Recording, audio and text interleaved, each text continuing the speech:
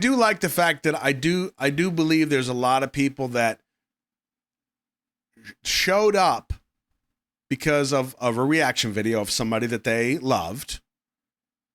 They kind of liked the way that things worked here, and that's not just a credit to me, but a credit to you as well, because you're the other half of this puzzle. We always talk about that. But then to stay and then also be exposed to other great music, that makes me happy. Yeah. Um, One thing that does kind of make me sad sometimes, and I don't think there's any way around it. I think it's just the way that it is. Like just yesterday, I opened YouTube on my phone, and you know how like they're trying to inject shorts into you. They just as soon as those shorts pop up, it's 20 minutes goes by. You don't even realize you're looking at them, but you're just still going. Okay. I open my phone to YouTube, and on the front page is one of my early shorts where like the big caption on the top said, "Don't watch BTS," or what is it?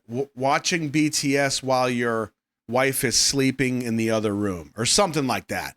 And of course, it's 4 a.m. I'm getting excited about watching the Butter. What is it? I think it was the Hotter remix. And I make some loud noise about wearing Jimin. Awkward. About seeing Jimin dance. I made a loud noise and I just froze because I was like, any moment she's gonna come thrashing through that door. Yeah, and of course, like I see this and I laugh and it's funny, and I agree with Kathy. It was the good old days.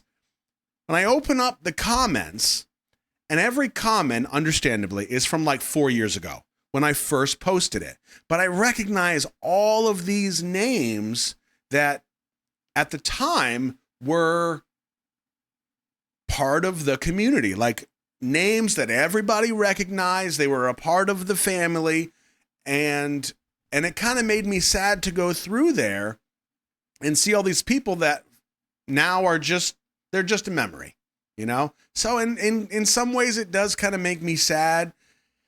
And it's something that I have to kind of process through. It's like, well, you know I'm different now, but like, is it a bad different? Is it just different?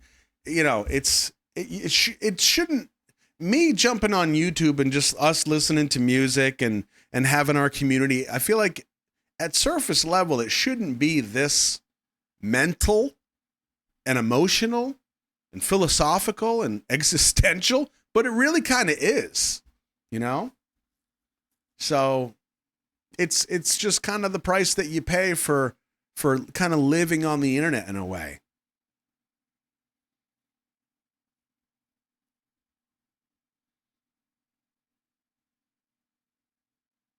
I mean, I'll tell you what, I actually came home yesterday.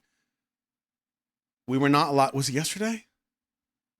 I don't know. It was in the last couple of days.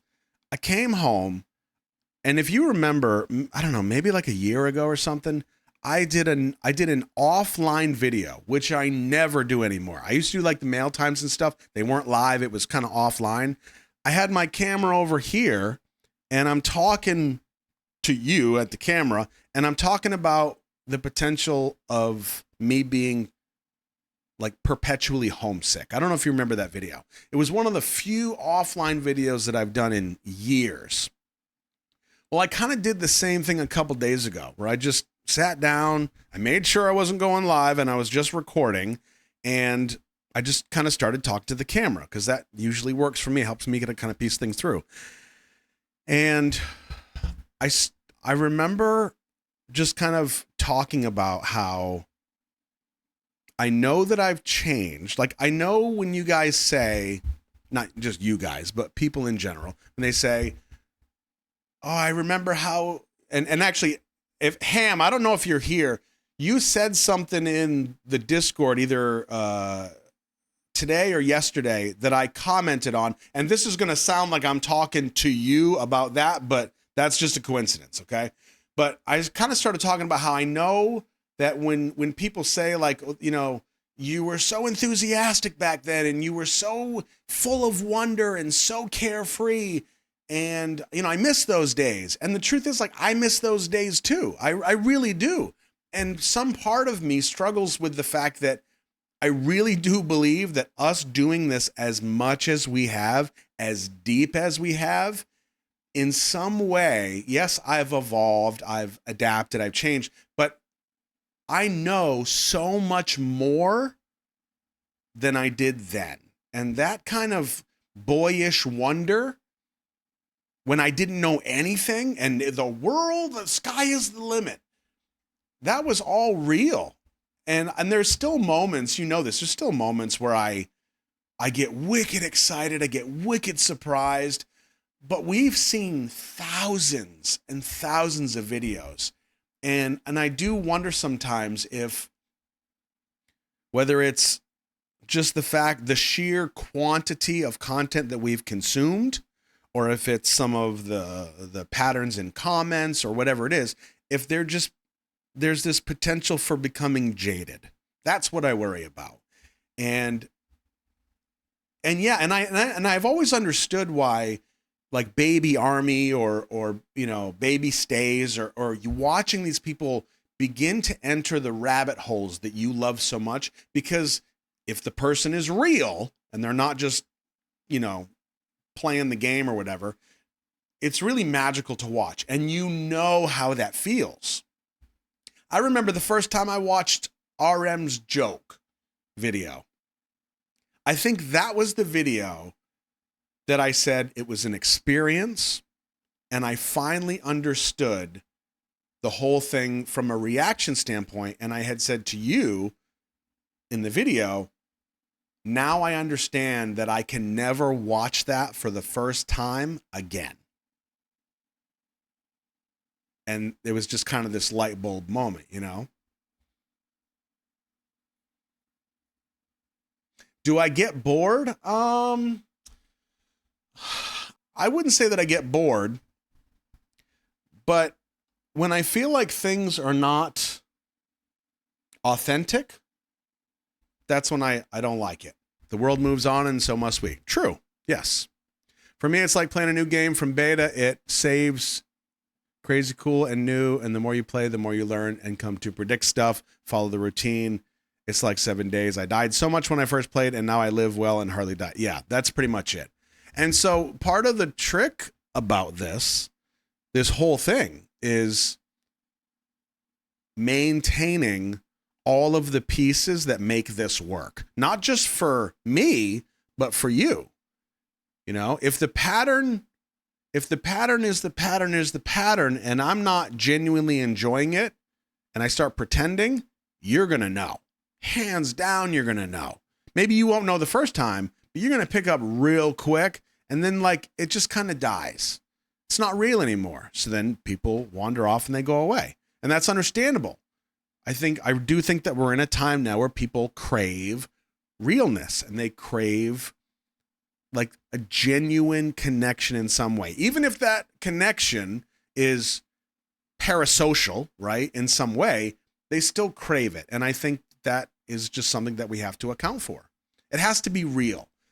And I know that the music industry is the music industry and money is money. And I get all that. Like it's a business. I understand that. But when I feel like there's a level of falsity there, I have trouble shaking that off now. But I wouldn't have known that 4.5 years ago. Thousands of videos now deep. I wouldn't know any different. I'm just wee, and I'm just riding down the slide. It changed from reactions into conversations and discussions. That's true. And I do think though that happened kind of early though. And I'm glad it happened. Like my first, I don't even know how many videos before I even started streaming, my first batch of reactions for a 5-minute video were like an hour long. I was reaching and grabbing everything I could. I mean, I'd do a reaction to Bicycle by RM and then I'd watch 2 other videos and just put them all together. We're like, well, I can't find the reactions because you hide them in other reacts. I'm sorry, I'm excited. Yeah. But I do like that we've always kind of been that way, even before the live streams became a thing. We've always been good about, trying to be real. I think it's something that we're good at. A lot of reactors that hype up their reactions for views more than they actually feel. Sometimes that's not what they believe at all, but that's not what you do, and that's why you're the only reactor I really watch. Well, Wick, I appreciate that. I do think that we all know that there are reactors that do that, because like the system works. I mean, hell, I even said in a live stream, who knows how many ago, 20, 30 ago, if not more, I was like, yeah, if you want to get big on YouTube, start a reaction channel, just ooh, ah, and gaga about every single thing you watch. Before you know it, you'll be getting a plaque. It's not that damn easy. You gotta trick a lot of people. But if you look through YouTube, like, you'll see it. It happens, Side effect of the editing technique is I wanted to be in the live so much to see if more was said about a video that didn't make the cut. Good. Yeah, we just throw everything out there. I think it just became normal to you. I wouldn't say you are not enthusiastic, but when something starts to be normal, then our reactions and mood to stuff are in the wave form. Sometimes it's more exciting. Sometimes it's just okay. And that's what normal is. No, that's a really good way to put it. And here's kind of where I feel like I've been leaning. You notice we put a breakdown tag in the request forums because we wanted to start filtering out the videos that really potentially had some meat to them, and that's what I love. That's the stuff. And it's kind of what sparked my question on Discord this morning of like, hey, what were some of the things that you remember as a reaction that just blew me away? Because that's what I found myself thinking about. What were those different videos? And a lot of answers were really, really spot on and that I had forgotten about. And what's tricky is like, we do all these reactions, and you notice like most of the reactions we do are just ones from the requests from you guys in the Discord. And these things are 1 year, 5 year, 10 years old, 14 years old. They're not getting any views. I might get 100 views in a week as far as the reaction goes. It doesn't matter. Like, the point of doing it is doing it live and us having fun. With like the newer stuff, if we really wanted to gamify this and go like biggest bang for the buck, the only thing we would do is just new stuff. And that's it. Because that's what people are looking for. You do one reaction and you gain 1,000 subs. And you just keep repeating that process and yada, yada, yada. But for me, yeah, I can react all day. And then you click on that video. It says director reacts to whatever.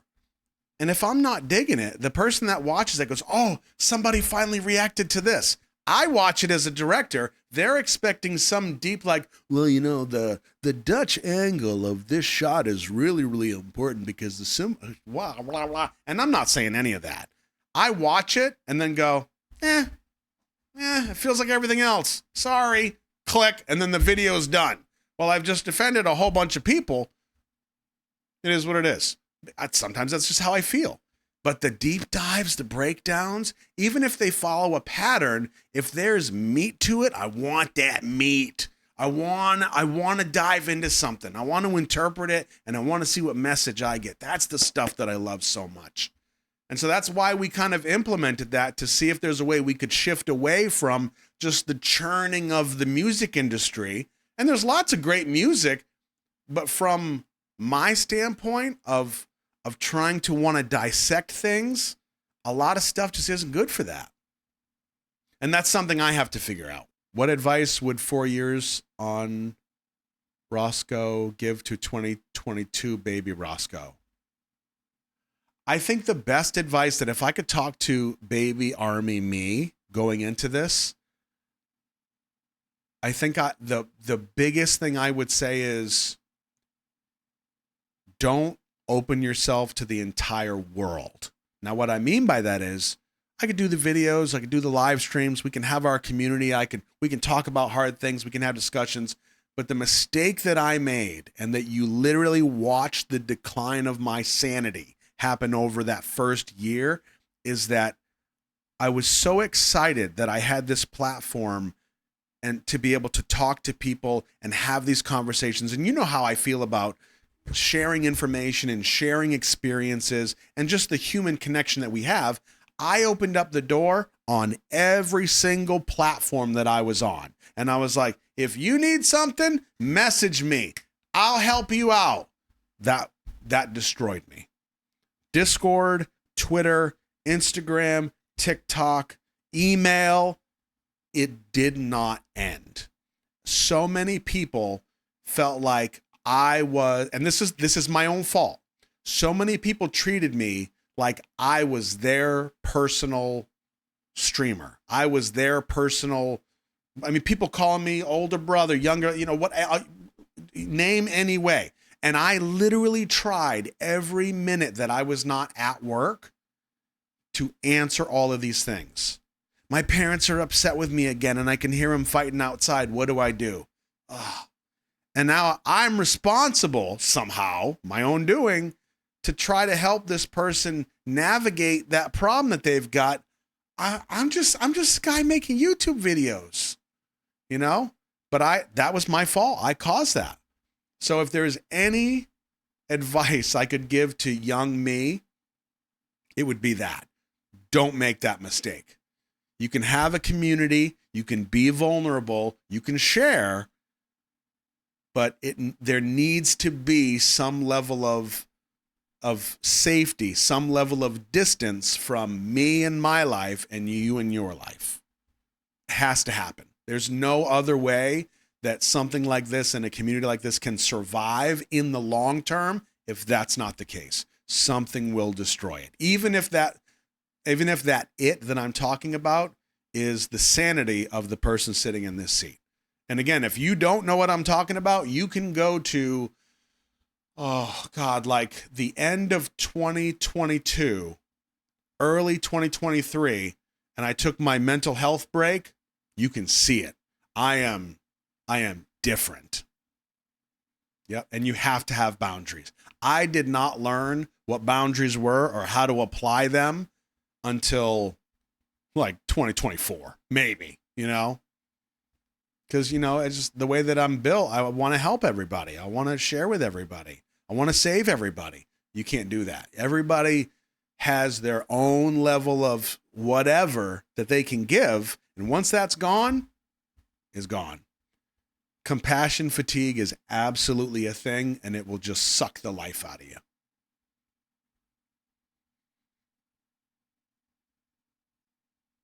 Also, why it helps that we have Care Bears and Mental Health Bench and Rant Vent in the Discord. Yes, that's a great point. And thankfully, we do have people that have volunteered their own time and energy and efforts into kind of picking up a lot of that weight because of the community that we do have. You can go on Discord and you can go to the Mental Health Bench or the Rant channel and you just throw something in there and maybe you're not looking for a response. You're literally like, I can't stand it when that dog barks for 5 hours. Blah! And then you just walk away. You literally just throw it into the void and that's it. You might get a couple hug emojis. Some turd biscuit thinking he's funny will put a dog face as an emoji. Whatever. It doesn't matter. But sometimes it's like, oh man, I'm kind of struggling today. You go into the Mental Health Bench, do a little something, have a little conversation with somebody. If it's something harder, something bigger, you can tag a Care Bear and somebody will come in and you can do a little DM back and forth and they'll just kind of sit in the snow with you. That's it. Yeah, and it's very important that we have that. But again, that's at the cost of those people that are willing to do that, because these are people that have families, they have jobs, they have lives, they have their own emotions, but they've been willing to step up and when needed, be like, okay, I'll sit in the snow with you. Mm-hmm.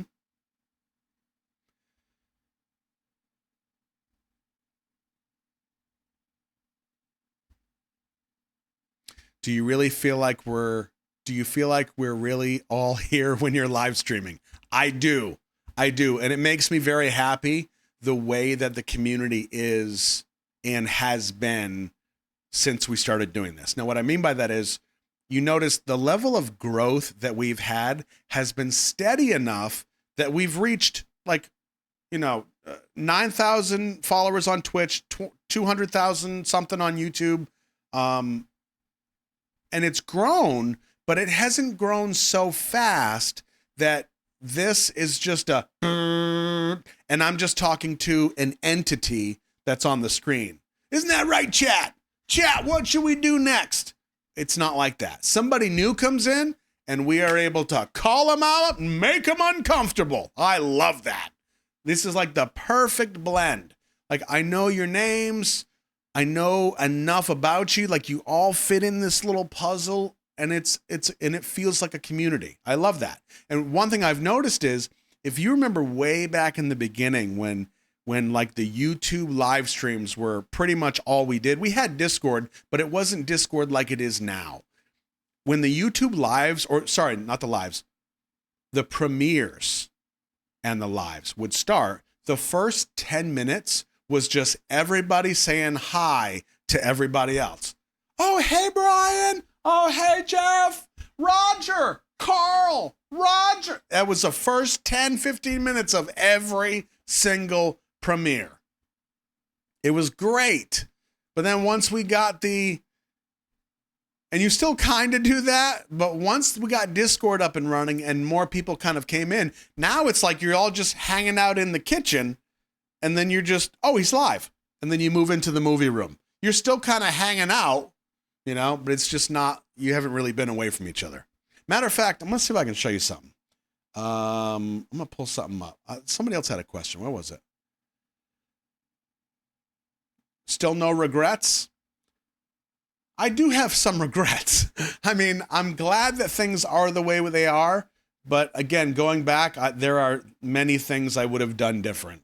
Yeah, I would have done different. It's all learning experience. Making mistakes is how we learn and grow. That is very true. I've always been, I would say, good about that. It's just there are some mistakes and lessons I wish I didn't have to learn. I wish I could have just been, okay. No, I skipped that one. I avoided that one. So for me to understand things sometimes, because, my brain is different sometimes. I know. But sometimes because I'm a very visual person, I have to see things in a very specific way, and then I have a better understanding of them, and then I can do more with that information. Some of you probably duh, that's just how thinking works. True, but my grades through school would beg to differ, okay?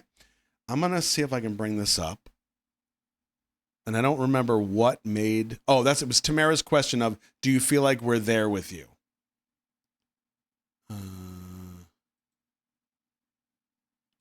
Here, boom, yes. And then let's try to do this. All right, so I know there's probably a little details that you can't see, but this is kind of how I view things as far as our community and our ecosystem kind of works, okay? So YouTube is kind of the billboard that lets people know that the couch is a thing, that I'm a guy that's reacting to this and that. And then we've got some little posters outside that brings people to the front door. Now, once they come in the front door, most likely, if they're not hanging out here on the front lawn of YouTube, you can't see my mouse. There we go. If they're not hanging out here on the front lawn of YouTube, and a lot of people will, eventually they might come through and come into the actual home. And that's Twitch. That's the movie room. They come in here, they hang out, and every time we go live, they might go outside and watch some YouTube videos, but they come in and then they're here in the chat like you are right now, and that's the movie room. That's kind of where most of the magic happens. Now, from there, every single thing that we do gets dropped down into the archives. This is the basement. This is the vault. That's Patreon. Everything that happens here gets put in the archives to be there forever, fingers crossed. Now, Discord is the living room.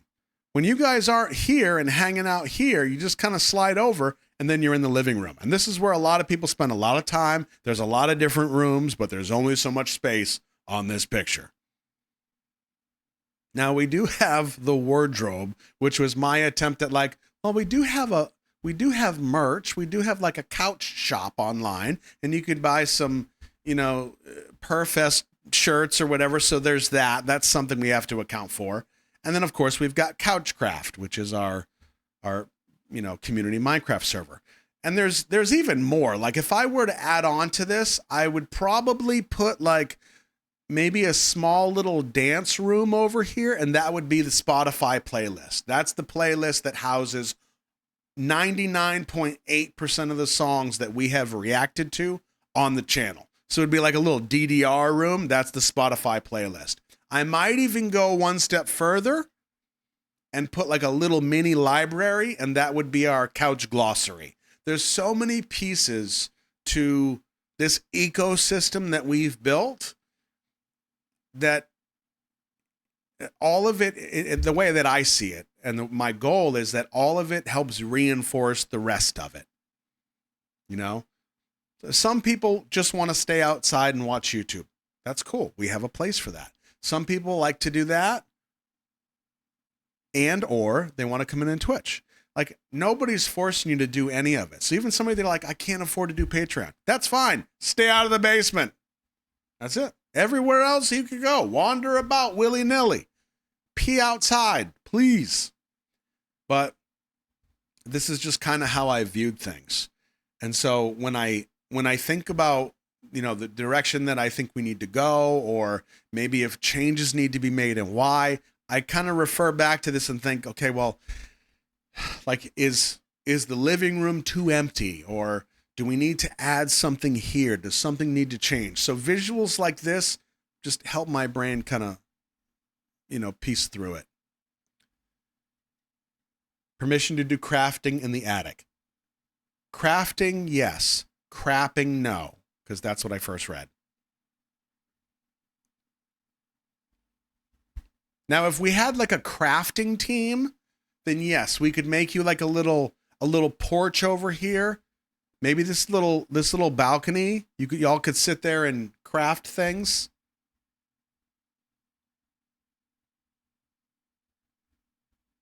Yeah. No garage for the smug van. It's parked on the street. The wheels have been taken off. Sitting on blocks. Yeah. So anyway, that is kind of how I view this, and it makes sense to me. Because yeah, it's easy to say like, we got Twitch and we got YouTube and we got Discord. Well, that's true, but what does it mean? Now, if anything is a Roscoe question, it's that. I find myself BUing what our whole community looks like, how it works, and what it does. I have BU'd all of this. Where does Carl live? In the basement. It's where I keep him. Yep. He needs to clean it up. He spends so much time cleaning up the other areas. So yeah. I don't know.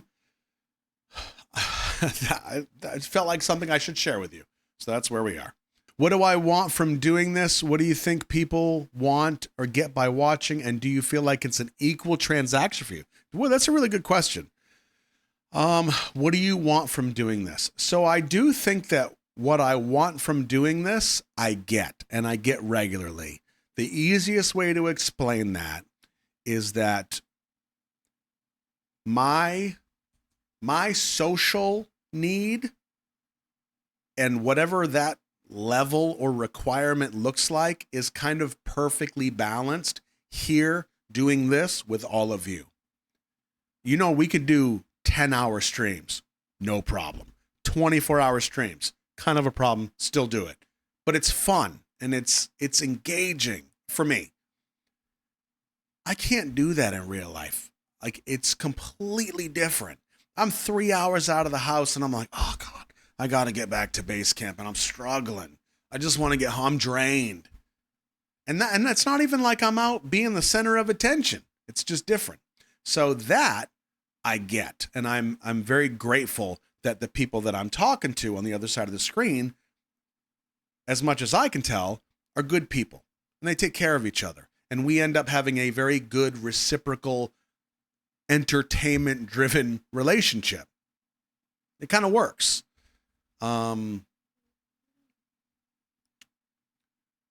What do you think people want or get by watching? I think most people just get some entertainment. I think some people would probably put us in the second monitor content category, which if you're not familiar, that just means you're doing work on one computer monitor and then the other one is just like kind of background noise, like you put on an episode of Friends or Parks and Rec or something. I think we kind of fit that bill for some people. It just feels like there's friends in the room with you and you're just kind of listening but not listening. And then do you feel like it's an equal transaction for you? I do. I think it's as reciprocal as it can be. I feel like the balance that we've managed to get now after nearly 5 years of doing this is a good balance. Now, just the fact that I am the way that I am with my brain, I feel like I'm constantly reevaluating how things are because I know that this whole thing, like it can topple. It can topple if the wind blows wrong. So I'm constantly kind of reevaluating, make sure if there's anything on the horizon we need to adjust for, let's do it before it's too late. But I think we're in a good place. Me in the early days, the first year where I had my whole life open to everybody and I'm trying to be Dr. Ruth for every single person that has a problem, it wouldn't have lasted. That was not an equal transaction for me. So it's a really great question. Hopefully I answered as best I could. How do you feel you compare to other streamers or YouTubers and the other communities you see? Perry, that's a good question. And I'm going to let you in on a little secret.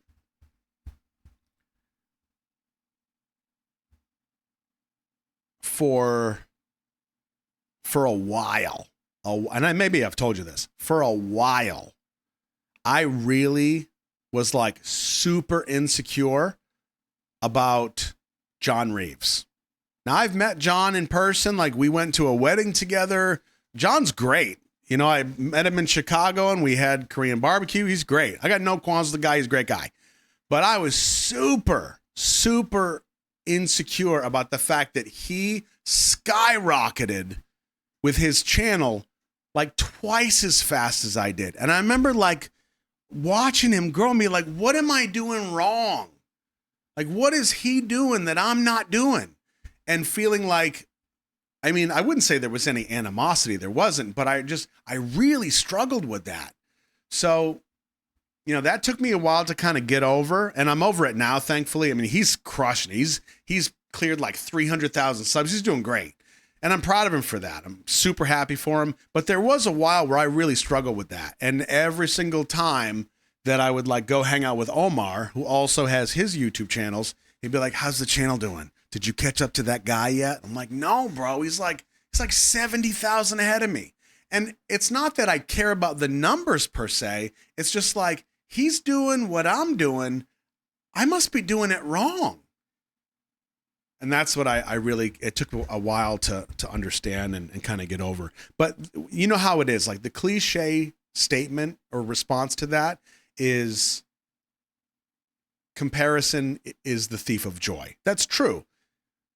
I am finally secure in the fact that it doesn't matter what the numbers are. It's literally one of my happiest places in life. One of, not the number one. She's listening right now. Is right here doing what I'm doing with you all. This makes me so happy. And that's got nothing to do with any other streamer, any other YouTuber. It doesn't matter to me. Now, do I look at some of the streamers that I like to watch and be like, damn, he's got 2 million subscribers. That's crazy. That's great. But it also changes how this works. Because if you got 2 million people watching you, I don't think you can necessarily pull off the same level of personability or intimacy that we have here. So, yeah, I try not to compare myself too much. I think I'm pretty good with it now, but it did take some work. Yeah. And I do think that communities that size, regardless of what the topic is, I think they tend to bring different types of people. And I don't mean like more diverse types of people. I mean like it's a different breed that wants to be in a chat with 20,000 people. Not everybody, but there's a lot less accountability. And I think that the size of the community that we have, there is a level of accountability. And I think that's why we've been successful the way that we have, and that we're still able to like joke on each other and tease each other and share stories and have hard conversations. Like, that's not easy to do, but we've done it. And I think part of that is because we've had several levels of accountability along the way, because that's how I think it should work. If you take accountability out of any equation, things get messed up real quick. Perfect example, Keyboard Warriors Online. 1. Next, Road Rage. 2. As soon as anonymity comes in, people just don't care anymore. So I think we have a really good balance where we are.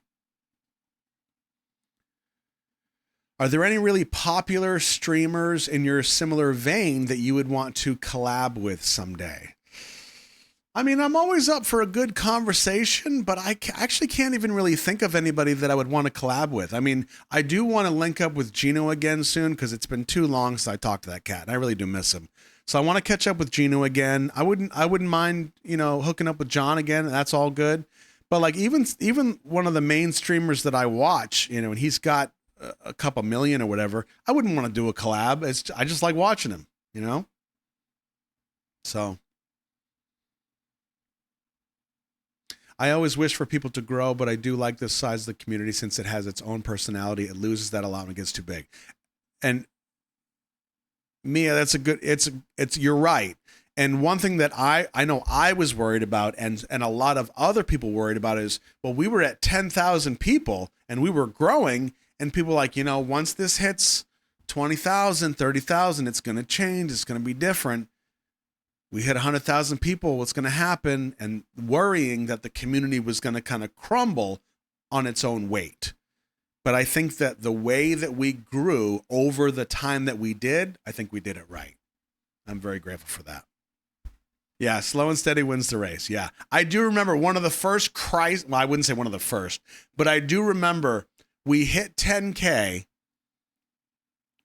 in February of 2022. I'd been doing it for 8 weeks. We hit 10K, and Penelope, who was one of the main names that was in all the comments and premieres and stuff, Penelope was like, 20K by May. And I was like, oh man, we could be at 20,000 by May.